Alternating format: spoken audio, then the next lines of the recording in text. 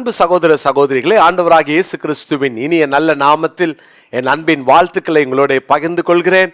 ஆண்டவராகிய இயேசு கிறிஸ்துவினுடைய பிறப்பை நாம் கொண்டாடுவதற்கு ஆயத்தமாய் கொண்டிருக்கிறோம். பிரியமான தேவனுடைய பிள்ளைகளே, நல்லது. ஆனால் இயேசுவினுடைய பிறப்பிலே நம்முடைய அனுபவங்களும் பண்புகளும் எவ்வளவு முக்கியம் அப்படின்ற தியானிப்போம். மத்தேயு சுவிசேஷம் 2ஆம் அதிகாரத்தின் 3வது வசனம். ஏரோது ராஜா அதை கேட்ட பொழுது அவனும் அவனோடு கூட எருசலேம் நகரத்தாரும் அனைவரும் கலங்கினார்கள். இங்கு வாசிக்கிறோம், ஏரோதும் அவனோடு கூட இருந்த எருசலேம் நகரத்தாரும் கலங்கினார்கள். அருமையான தேவனுடைய பிள்ளைகளே, அவனோடு கூட இருந்த எருசலேம் நகரத்தார் கலங்கினார்கள். ஏரோது ராஜா ஒரு கொடூரமான ஒரு அரசன். அவன் தன்னுடைய சொந்த குடும்பத்திலேயே 5 பேரை கொலை செய்தவன் அப்படின்றது வரலாற்று பின்னணியிலே நாம் அறிந்து கொள்ளலாம். சொந்த மகன், சொந்த தம்பி உட்பட 5 பேரை அவன் கொலை செய்தான். சொந்த மகனை எதுக்காக கொலை செஞ்சான்? எங்கடா இவன் என்னை கொன்னுட்டு ராஜாவாயிருவோன்ற பயத்துல இந்த ஏரோது ராஜா ஒரு கொடூரமானவன்.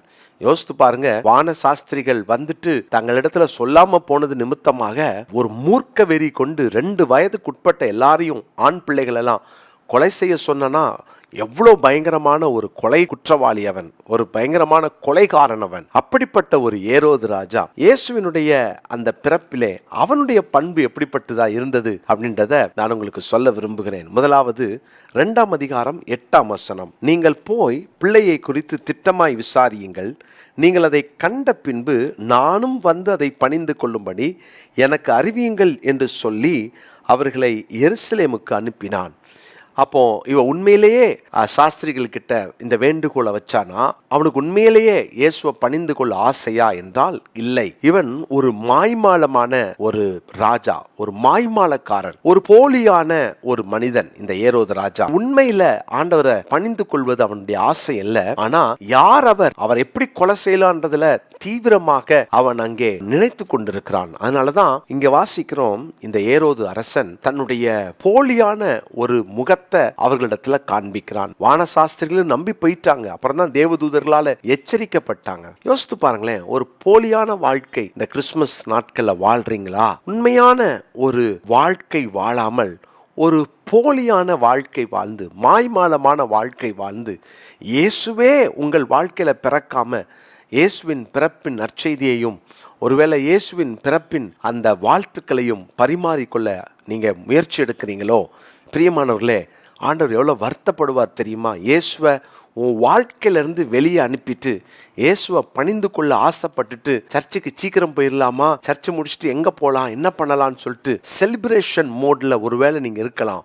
மாற்றிக்கொள்ளுங்கள். இயேசு பிறக்காம நீ கொண்டாடுகிற கிறிஸ்துமஸ் போலியானது. ஏரோது போலியான ஒரு மனிதனாய் வாழ்ந்தான்.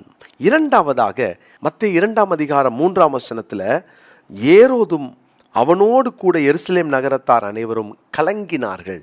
இயேசுவின் பிறப்பிலே கலக்கம் இருந்தது. அவன் கலங்கின ஏரோது. முதலாவது போலியான ஏரோது, இரண்டாவது கலங்கின ஏரோது. ஏன் கலங்கினா? இயேசு பிறந்துட்டா எங்கடா ஏன் ஆளுக போயிருமோ? நிறைய பிசாசுகளுக்கு பயமே, இயேசு பிறந்துட்டா நம்ம எங்கடா வெளியே போயிடுவோமோ, இயேசு ஒரு மனுஷனுக்குள்ள வந்து ரட்சிப்பை கொடுத்துடக்கூடாதுன்றதுல பிசாசு அநேகர் மனதையும் கண்களையும் கட்டி வைத்திருக்கிறான். இதை கேட்டுக்கொண்டிருக்கிற எனக்கு பிரியமான தேவனுடைய பிள்ளைகளே, ஒருவேளை உங்கள் தனிப்பட்ட வாழ்க்கையில் நீங்கள் இயேசு உங்கள் வாழ்க்கையில் பிறக்கிறதுக்கு நீங்கள் தயக்கம் காட்டுறீங்களோ, எங்கே இயேசு பிறந்துட்டா நான் சினிமா விடணுமா, கெட்ட பழக்க வழக்கத்தை விடணுமா, என் ஃப்ரெண்ட்ஸை விடணுமா, என் சுதந்திரம் பறி போயிருமான்னு நினைக்கிறீங்களா? ஒருவேளை உங்கள் வாழ்க்கையில் இயேசு பிறக்க நீங்கள் இன்னும் இடம் கொடுக்காம இயேசு பிறந்துடக்கூடாதுன்றதுல கவனமாக இருக்கீங்களோ? அப்படி வாழ்ந்தீங்கன்னு சொன்னால் இன்றைக்கு நாம் கிறிஸ்மஸ் கொண்டாடி ஒரு பயனும் இல்லை. தயவு செய்து நீங்கள் கொண்டாடுகிற இந்த கிறிஸ்மஸ், இயேசு உங்களிலே பிறந்து அவர் உங்களோடு கூட வாழ்கிறார் என்றால் கிறிஸ்மஸ் கொண்டாடுங்க. இல்லையா, முதலாவது இயேசுவை உங்கள் வாழ்க்கையில் ஏற்றுக்கொள்ளுங்கள். ஏரோது அவனுக்குள்ள கலங்குது. இயேசு பிறந்துடக்கூடாது அப்படின்றதுல அவனுக்கு ரொம்ப கவனமாக இருக்கிறான். அவனுக்குள்ள ஒரு கலக்கம் வந்துருச்சு. எங்கடா என்னுடைய அந்த ஆட்சிக்கு எதிராக பிரச்சனை வந்துருமோன்ற ஒரு பயம் ஏரோதுக்கு வந்துருச்சு. இயேசு இன்னைக்கு உங்களிலே ஆட்சி செய்ய விரும்புகிறார். உங்களுடைய பழைய ஆட்சிக்கு பயம் வரும், பழைய ஆளுகைக்கு பயம் வரும், பழைய பாவ ஆளுகை நடுங்கும். இயேசு பிறந்துட்டா நமக்கு வேலை இல்லாமல் போயிருமோன்னு பயம் வரும். ஆனால் இன்னைக்கு நீங்கள் துணிந்து முடிவெடுங்க. உங்கள் பழைய ஆளுகையை வெளியே துரத்திட்டு இயேசுவுக்கு உங்கள் ஆளுகையை கொடுங்கள்.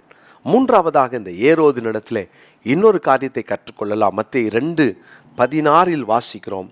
அப்பொழுது ஏரோது தான் சாஸ்திரிகளால் வஞ்சிக்கப்பட்டதை கண்டு மிகுந்த கோபமடைந்து ஆட்களை அனுப்பி தான் சாஸ்திரிகளிடத்தில் திட்டமாய் விசாரித்த காலத்தின்படியே பெத்லகேமிலும் அதன் சகல எல்லைகளிலும் இருந்த 2 வயதுக்குட்பட்ட எல்லா ஆண் பிள்ளைகளையும் கொலை செய்தான். இயேசுவை கொலை செய்ய வகை தேடின ஏரோது, இவனுக்கு என்னன்னா, நம்ம கொன்னுட்டோம்னா எப்படியும் அங்க இயேசுவும் அந்த 2 வயதுக்குட்பட்ட அந்த குழந்தைகளிலே அவரும் இருப்பார், அவரையும் நம்ம காலி பண்ணிடலாம் தானே நினைச்சிருப்பான்.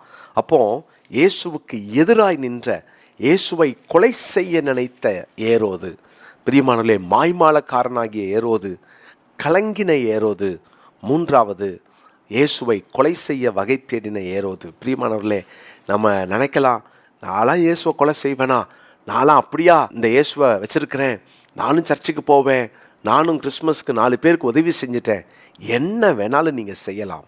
ஆனால் அன்போடு உங்களிடத்துல நான் கேட்கிறேன், இயேசுவை நம்முடைய கிரியையினாலே எத்தனை முறை அவரை கொலை செய்கிறோம் இல்லையா? நம்ம நினச்சிக்கிட்டு இருக்கிறோம், அன்றைக்கு ஏரோது தான் கொலை செய்ய நினைச்சான், பிலாத்து அங்கே கை கழுவிட்டான், இப்படியெல்லாம் நம்ம நினைக்கிறோம். ஆனால் உண்மையில் இன்னைக்கும் நம்ம இயேசுவை கொலை செஞ்சுக்கிட்டு இருக்கிறோம்.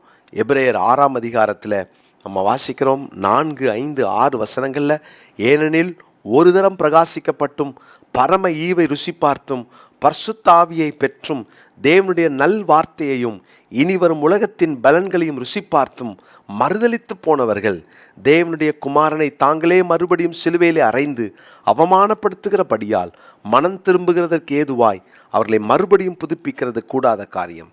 திரும்ப திரும்ப பாவம் செய்து அங்கே இயேசுவை மறுதலித்தால் அவரை நாம் சிலுவையில் அறைகிறோம் என்ற அர்த்தம். ஏரோது மாத்திரமல்ல, பிலாத்து மாத்திரமல்ல, நாமும் அந்த வேலையை செய்கிறோம். இன்னைக்கு தயவு செய்து கிறிஸ்மஸ் கொண்டாடுற நம்ம இன்னைக்கு கொஞ்சம் யோசித்து பார்ப்போம். போலியான வாழ்க்கை வாழ்கிறோமா, அல்லது நம்மளும் ஏறது மாதிரி எதிர்த்து நிற்கிறோமா, அல்லது உண்மையில் நம்ம இயேசு பிறந்துடக்கூடாதுன்றதில் கவனமாக இருக்கிறோமோ, இதெல்லாம் கொஞ்சம் யோசித்து பார்ப்போம். வாழ்க்கையில் இன்றைக்கி ஆண்டவர் கொடுத்த நல்ல வாய்ப்பை பயன்படுத்தி கொண்டு தேவனுக்காக வாழ நல்ல முயற்சி எடுங்க. இன்னைக்குரிய மனப்பாட வசனம் மத்தேயு சுவிசேஷம் 15ஆம் அதிகாரம் 8ஆம் வசனம். மத்தேயு 15:8, இந்த ஜனங்கள் தங்கள் வாயினால் என்னிடத்தில் சேர்ந்து தங்கள் உதடுகளினால் என்னை கனம் பண்ணுகிறார்கள், அவர்கள் இருதயமோ எனக்கு தூரமாய் விலகி இருக்கிறது. ஜோம் இல்லாமா தாப்பனே, நாங்கள் ஏரோது மாதிரி ஒரு நாளும் வாழ்ந்துடக்கூடாது. கவனமாய் வாழ எங்களை ஒப்பு கொடுக்கிறோம், எங்களை அர்ப்பணிக்கிறோம், எங்களை தாழ்த்துகிறோம், உமது கரங்களில் ஒப்பு கொடுக்கிறோம்.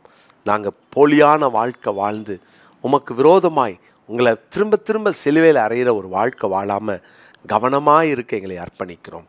இயேசுவின் மூலம் ஜெபிக்கிறோம் நல்ல பிதாவே, ஆமென்.